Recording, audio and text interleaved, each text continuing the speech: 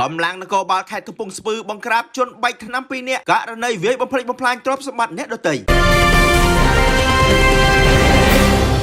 កំពង់ស្ពឺដោយបានការបញ្ជាដឹកនាំដល់ខ្ពង់ខ្ពស់ពីអាដាមពីលោកឧត្តមសេនីយ៍តូខឹមសុខៃស្នងការនគរបាលខេត្តកំពង់ស្ពឺកម្លាំងអធិការនគរបាលស្រកងពិសីទទួលបានសេចក្តីរាយការណ៍ពីពលរដ្ឋលើករណីបំផ្លិចបំផ្លាញទ្រព្យសម្បត្តិអ្នកដទៃដោយជនបង្កកាន់ដំបងនិងកបិតគំរាមថានឹងសម្លាប់ចោលស្ថិតនៅចំណុចភូមិត្រពាំងមានឃុំស្នំក្រពើស្រកងពិសីលោករស្នីឯកយ៉ាងសុកលីអធិការនគរបាលស្រកងពិសីបានឲ្យដឹងថានៅថ្ងៃទី8កុម្ភៈឆ្នាំ2026វេលាម៉ោង3:40នាទីទៀបភ្លឺជនសង្ស័យ2នាក់បងប្អូនបង្កើតមួយមានឈ្មោះថាខឹមភិរៈភេទប្រុសអាយុ29ឆ្នាំ2ឈ្មោះខឹមភិរមភេទប្រុសអាយុ37ឆ្នាំរស់នៅភូមិត្រពាំងមានភូមិស្នំក្រពើស្រុកកងពិសីគ្មានមុខរបរបានធ្វើសកម្មភាពគប់ដុំថ្មវាយបំផ្លិចបំផ្លាញទ្រព្យសម្បត្តិរបស់អ្នករស់នៅជិតខាងប្រអប់គីឡូភ្លើងតាមដងផ្លូវចំនួន4ប្រអប់ឌីសង់ទ័រចំនួន26អំពូលភ្លើងសូឡាចំនួន3កាមេរ៉ាសុវត្ថិភាពចំនួន4និងតូបលក់អីវ៉ាន់ចាប់ហួយតាមការបញ្ជាក់ពីមូលដ្ឋានមុខសញ្ញាទាំងពីរអ្នកបងប្អូនខាងលើជាមនុស្សប្រើប្រាស់គ្រឿងញៀនរហូតបានធ្លាប់បញ្ជូនទៅមណ្ឌលកែប្រែបន្សាបគ្រឿងញៀន